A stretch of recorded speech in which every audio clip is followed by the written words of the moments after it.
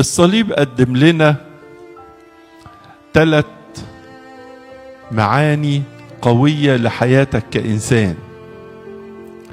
أول معنى إن الصليب قدم لي حق الاقتراب لله، علشان كده خشبة الصليب رمزيا في معناها أساسا هي لكي ما تزيل العداوة، تقرب المسافات، تفتح طريق ما بين الله وما بين الإنسان. بنسمي دي علامة المصالحة. الحق التاني إنه عطاني إمكانية التحرر من خطاياي. الخطية تجعل الإنسان دائما في حالة قلق، في حالة حرمان، في حالة شيل الهم، مش مرتاح ويا نفسه. الحق الثالث اللي بيديهولنا خشبة الصليب بتديني حق التمتع بنعمة الخلاص، بنعمة البراءة.